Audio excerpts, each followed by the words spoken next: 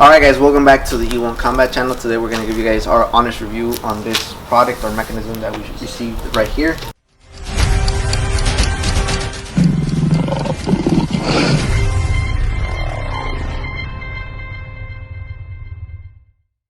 So this product was actually brought to you guys by the Innolife company, and the person that actually sent us the device was one of their representatives named Jacqueline.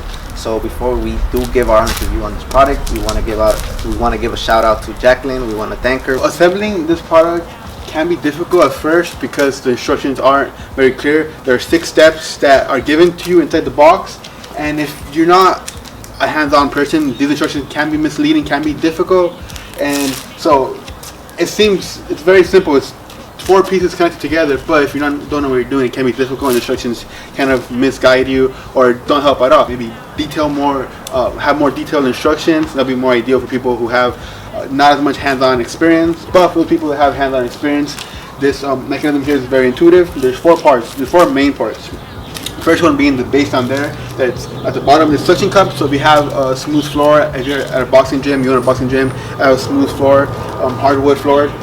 The suction cup will keep it from moving. And then the base itself is a plastic base that you can either fill with water or sand. Right above the main base, we have this little bag here that we fill with water that used to separate this first punching bag here, or this kicking bag here, from the screws down there, so this thing won't get ripped or anything. So it's like an extra layer of protection. It also adds some weight to the base. So first we have this main pole here that's held together by 4 screws that we manually did with our hands. And the second pole here, and this one here, is connected by this little knob here, which is very, very simple. This was the easiest part of the whole mechanism, having these little knobs here. All we had to do is place it in and tighten it with our hands.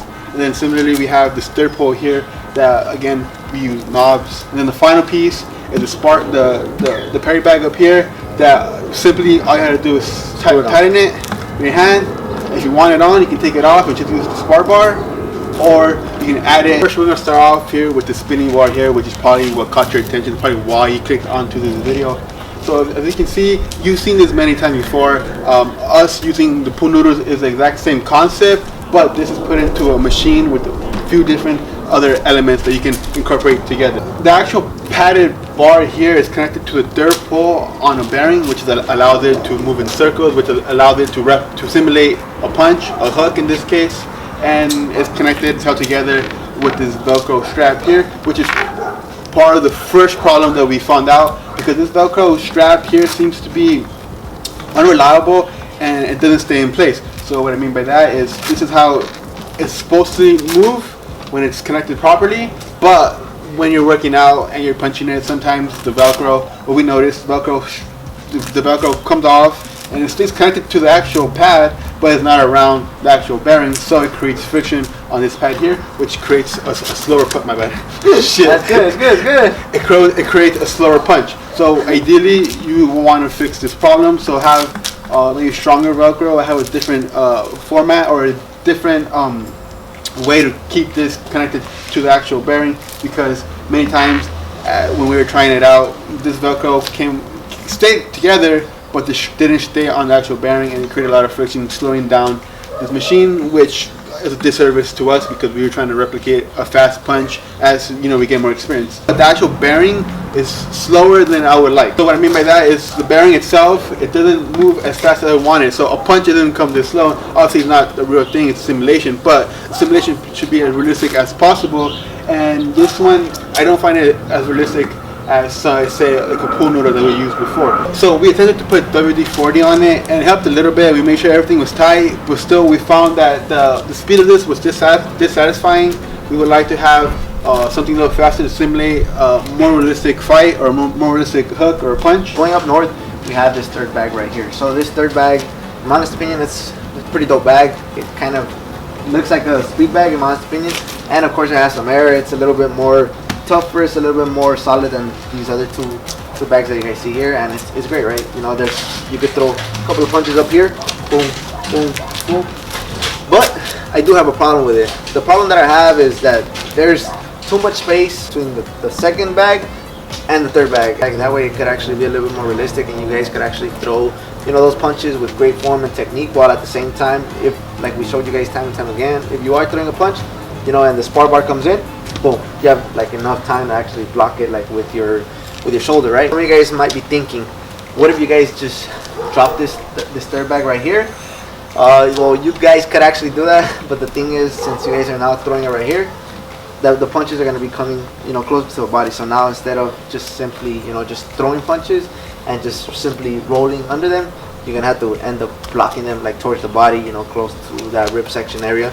So that's kind of like one of the problems that I had with it. I don't know if this third bag right here was meant, I guess, for like overhand punches, but I mean, it's a great tool, I guess, if you guys want to work like overhand punches, because that's probably like the most you're going to get out of it. Yeah, man, you guys could actually land punches and work it simultaneously. Of course, you will be compromising your form a little bit, but just because you guys could actually do that doesn't mean it's the best approach to it, because you guys could be working right here, right, with this bar, spinning, rolling, working your defensive movements, simply just throwing all these punches right here.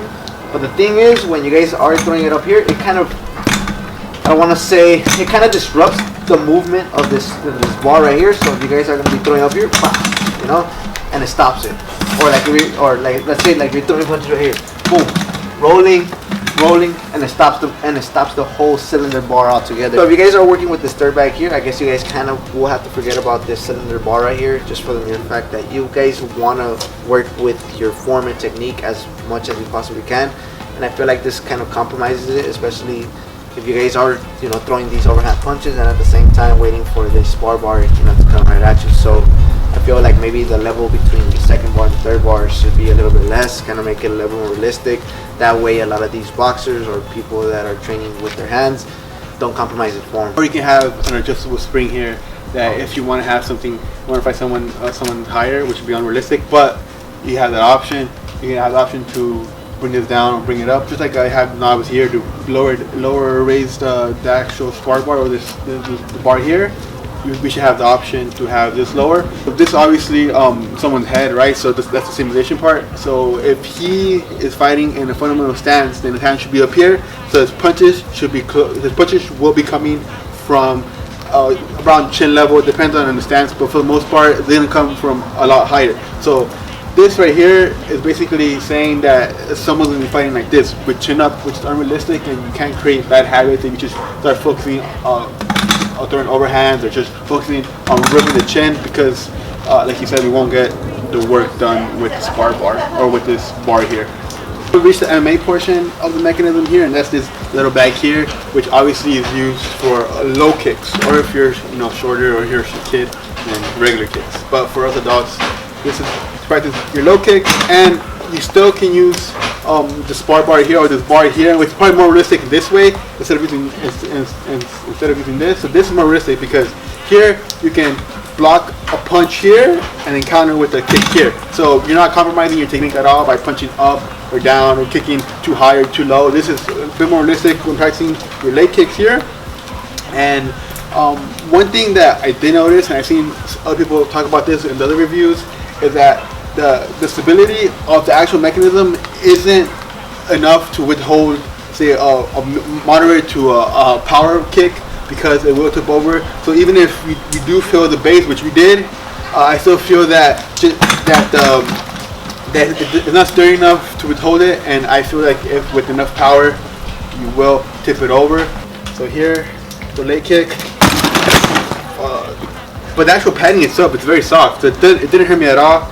And it's good for power, the pad itself, but the actual the frame of it is a little flimsy, so maybe higher quality metal. So I like the concept of throwing low kicks, which is something that I really enjoy. It's probably my favorite part of the mechanism here, throwing the low kicks. I don't work on them too much, but and the actual padding is very good. The thing is, it's a little flimsy and it will tip over, and then if you are paying $150, $200 for the machine, I don't want to break in two kicks. So what do you give it out of 10? 10? Well, I give it two different ratings. If you're marketing this product for a kid, then it's a 10 out of 10, 9 out of 10, the high rating. But since you guys saw that there's some issues for adults, like for us, for our use, would I get this? Probably not, because it's flimsy, and I feel that I can potentially break it a couple weeks using it. So maybe like a 6 out of 10, because I do like the concept of it. The padding's perfect, and the low kick. This is my favorite part of the low kicks. So 6 out of 10 for adults, 9.5 for if we're marking this as a kid's product. Yeah. What about you? Yeah, I give it a 6 out of 10. Pretty much with you. I think that the padding is great on all of these bags. It's perfect. And I feel like this is a overall great concept, especially because you get a bunch of things in one mechanism.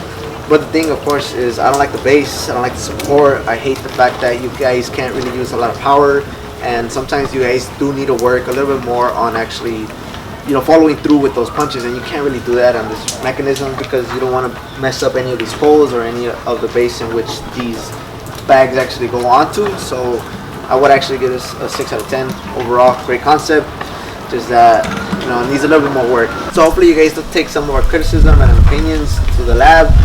Hopefully maybe you guys come up with a little bit more of a better product, especially for the more experienced and professional fighters, or the people that actually want to work on this bag with a little bit more power. So those are kind of just our suggestions. And well, yeah, man, pretty much this will be the closing of this video. Hopefully you guys enjoyed this review. Check them out if you guys want to check out this product, or for whatever reason you guys are still interested. I would suggest that you guys just check out the link in the description box. There we will actually leave you guys a link where you guys can actually get this product. So yeah, man, pretty much that will be the closing of this video. Hopefully you guys go check out our Instagram, our personal ones and our main one. So go check them out. If you guys haven't, go give us a follow, talk to us, hit us up there. That's probably like the most easiest and fastest way to contact us. So yeah, man, pretty much that'll be it.